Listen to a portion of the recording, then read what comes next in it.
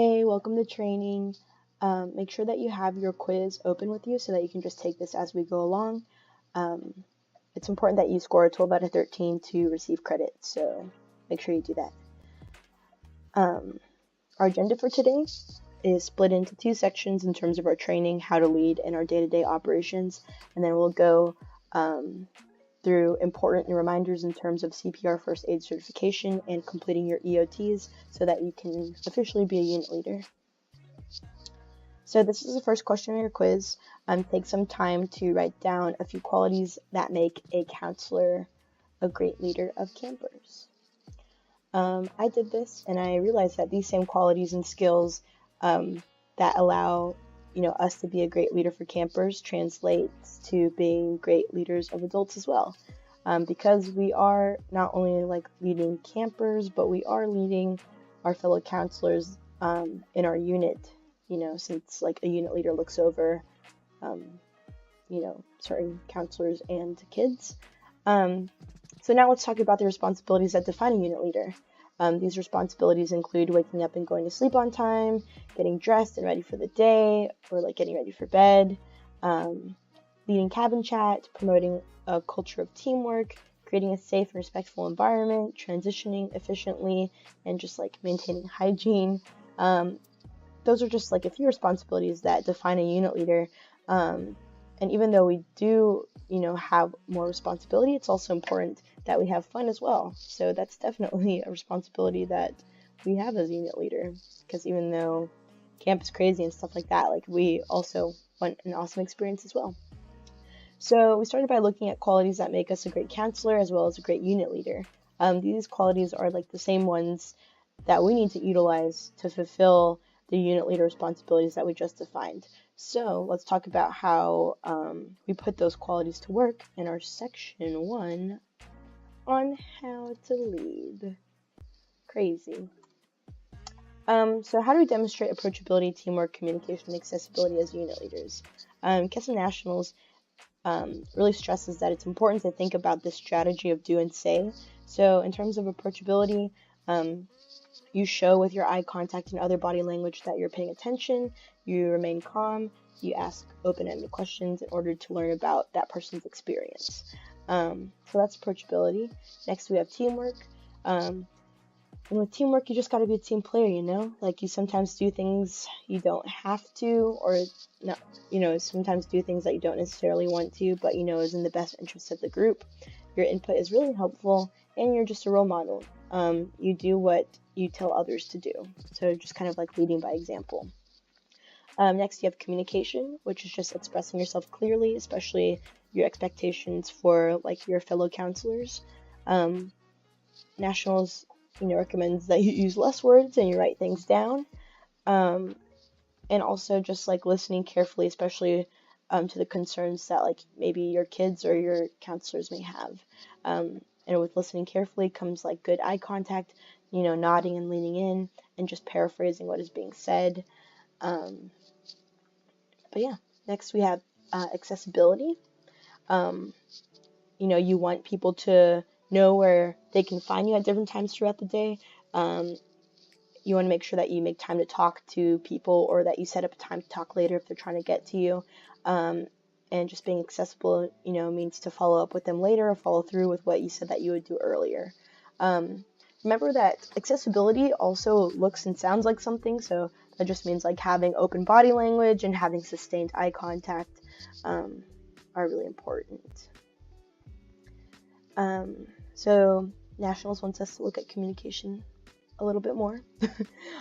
So take a moment to, reflect in your quiz why communication is important when supervising friends and adults and meeting/debriefing with counselors and with the admin team. Now that you did that, we're going to go into leadership. So Nationals kind of, I don't know, they're weird. They're leadership is basically having a superpower. So we are all superheroes, and superheroes have superpowers that are, unique to them, and our leadership style is unique to us. So therefore, our leadership style is analogous to having superpowers, which is Cool. So creating a leadership style is doing plus being. Leadership is less of what you do and more of how you do it. So you see these attributes under doing and being. We're going to go into that a little bit more. We're going to touch on it briefly. So listening. That's important. But basically, when you're listening, you should listen, for one thing at a time. Think about, what should I know? How should I feel? And what should I do? Those are effective, I guess skills when listening.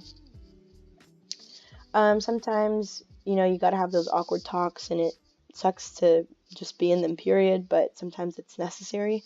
So whenever you are in a situation like this, it's important to just calmly state the facts, listen carefully, discuss the differing points of views, outline like what needs to change or happen, and kind of come to a consensus with the person that you're talking to, and just talk about like ways you can move forward with some sort of change. The hardest part about all of this is just following up, but good techniques to have follow-ups is just to create a regular or like normal check-in time, have a system to remember, create an agenda, or like what I like to do is just like praise, because like what gets rewarded gets repeated kind of thing. Yep. Next we have flexibility, which is pretty self-explanatory. Just creating new paths to get to the same goal. So this could be something, physical, where you're leading your cabin to breakfast in the morning and it's really muddy and rainy, the path that you usually take. So, you need to like reassess how to get to breakfast without, getting everyone dirty. Or it could just be something like comforting a camper. Like the way that you usually comfort a camper is not going as planned. So you kind of need to reassess and think, okay, how can I, get this camper out of their rut a different way, if that makes sense. Next we have engendering team play. So skills for being a good team member is just to have clear expectations, to communicate, having a little bit of a system or routine, and just identifying your strengths and yourself and others. Fun fact, if you did not know, engender means to bring about, to produce, or to make happen. So when making team play happen, it's good to know who you're working with, their strengths. If there's any sort of drama or problem, it's good to like deal with it immediately. This may sound silly, but like I have this thing called the 24-hour rule. I don't follow it all the time, but I should. But basically, if there's something that I'm upset about, I give myself 24 hours to just like bring it up or talk to that person about it. And yeah, that's my window. If 24 hours pass, then I'm just like, dude, move forward, move on. I don't know. But yeah, so then in another way to like, I guess, engendering team play, it's just like to make changes, necessary ones. The next attribute is being selfless. But in order to be selfless people, you gotta prioritize yourself first, by being a bit more selfish. You gotta take care of yourself so that you can take care of others. Sounds cheesy, but it's true. So, what are some of your priorities? How would you tell your staff to be selfless with their campers?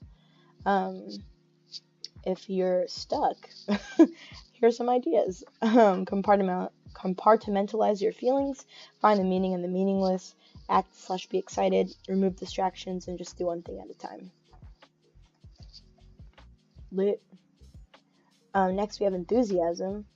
Kesem Nationals says that enthusiasm is motivation plus opportunity plus expression. Motivation These campers and these families are your motivation, just being a good role model. Opportunity, basically your activities, programs, meals, transition, downtime, basically like all of camp. You have the opportunity to be enthusiastic, and ways to express enthusiasm is just by like asking questions, body language, persistence, just being like physically and mentally here for these kids and counselors. Dependability. Pretty self-explanatory, but just means to follow up, know your stuff, be confident. We have emotional dependability, which is just like reactions, connections to the staff, what you care about, and then behavioral dependability, which is falls under like patterns, routines, and taking necessary steps for problem solving.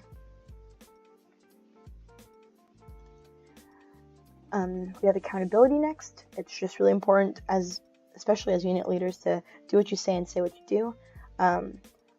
When you don't do that, you compromise a lot of things, including your credibility, trust, and just people, being less likely to approach you. So accountability is like a system. So it's important to write things down, use a calendar, delegate, or just like have an accountability partner. And some skills that are necessary for being an accountable person is just having basic organization, having the ability to break things down into small steps, generate feedback, but also take in feedback and like use that to better yourself, being agile and not being afraid to ask for help when you need it, which I need to work on. So here are more skills and techniques for our camp leaders, which is, that's you. The bold are the ones that we have not talked about yet. But hey, so far we got a few down our belt, man. Whoa. We're going to go into the bolded items. We're just going to talk about those a bit more.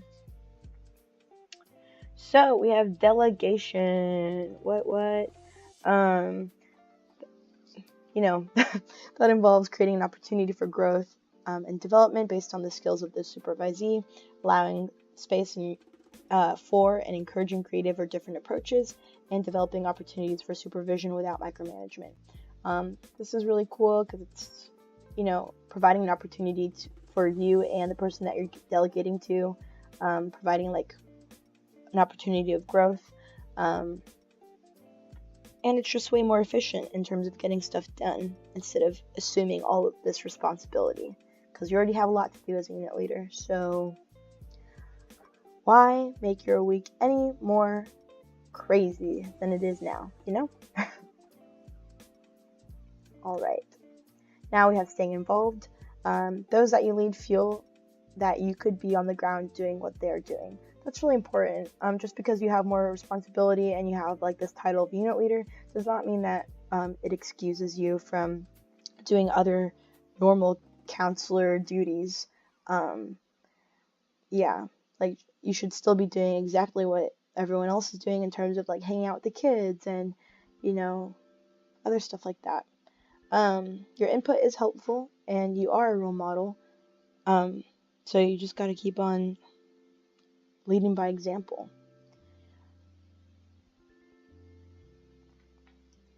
Now we move into patience and confidence. It's lit. So patience, you just gotta be cool, man. Some things that people with patience show, they smile, they don't complain, they do more than is required, they volunteer, they let others go first, they wait for people to finish speaking. They think about, they think about stuff.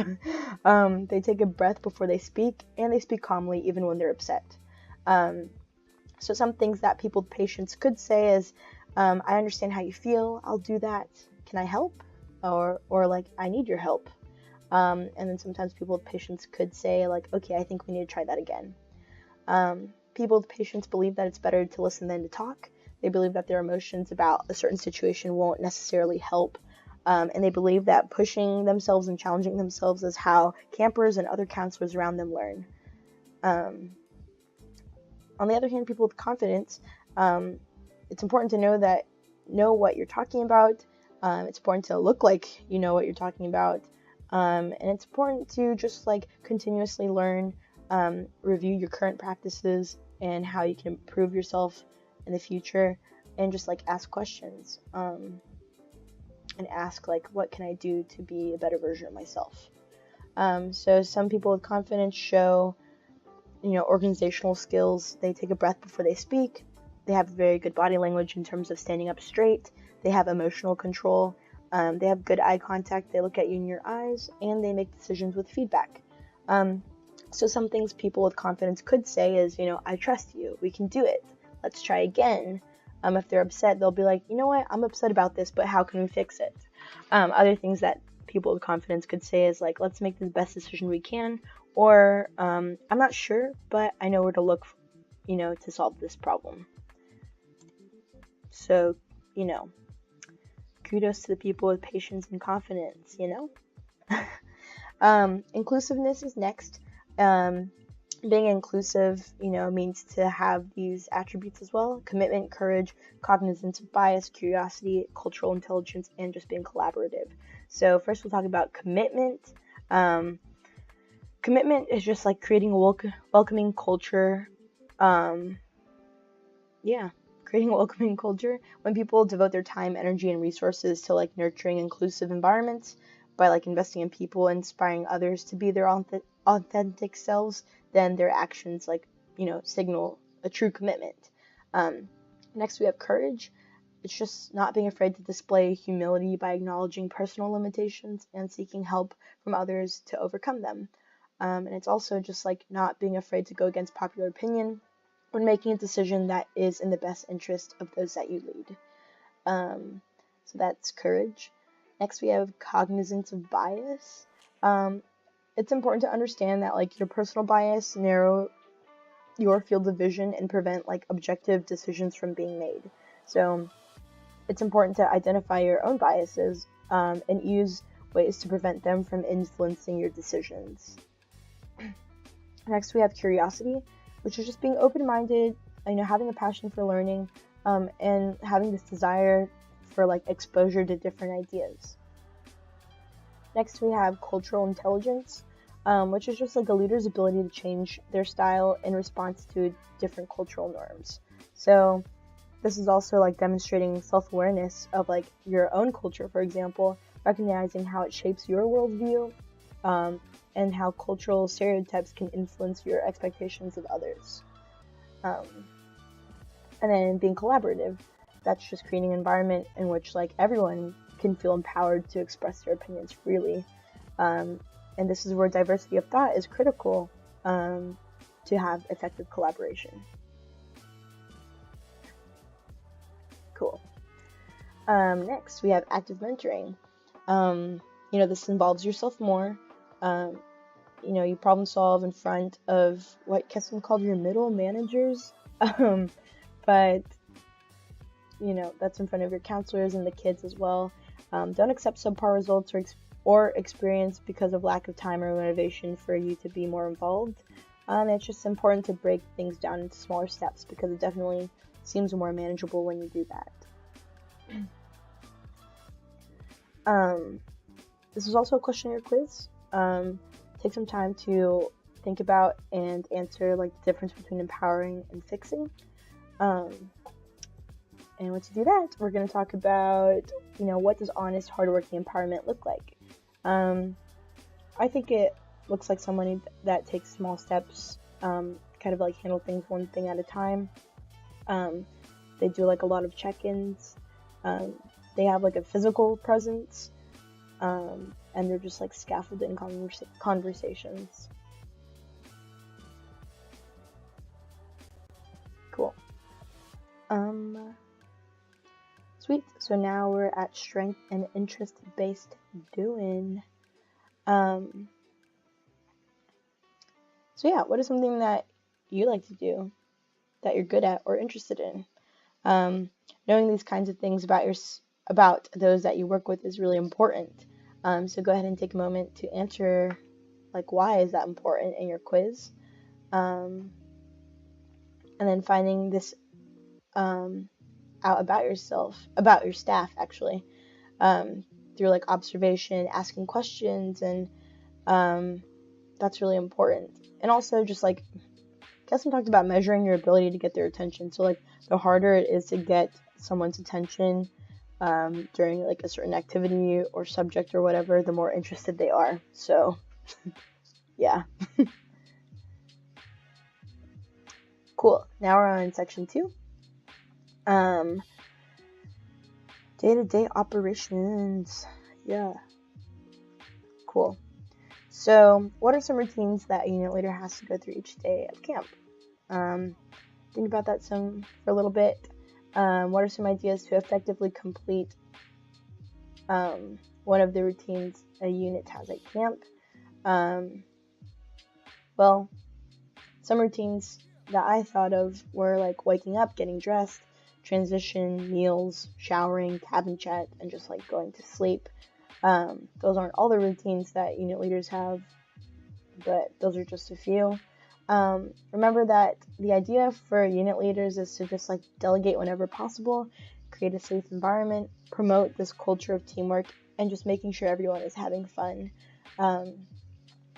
Like I said earlier, you do have a lot more responsibility as a unit leader, but you do have, counselors in your unit that, are more than willing to help. So don't assume all of that responsibility, because that's just craziness. You need to enjoy your week too. So yeah. Make sure that you and your cabin, your unit, their squad. Yeah. So we are at the end, man. Congratulations. 22 minutes. Whoa. Some reminders. Unit leaders must be CPR first aid certified by May 30th. You need to email your proof of certification or your certificate of completion to utdallas.volunteer@campkesem.org so that T-Bone and I can have those in our files. That's due by May 30th. Really, really, really important that you do that, because it is a requirement by nationals. And it's also important that you complete your unit leader EOTs by May 30th as well. But yeah, if you have any other questions, comments, concerns, please reach out to T-Bone and I. But other than that, thanks for sticking through. You're a babe. Good luck with your finals, and whoosh. See ya.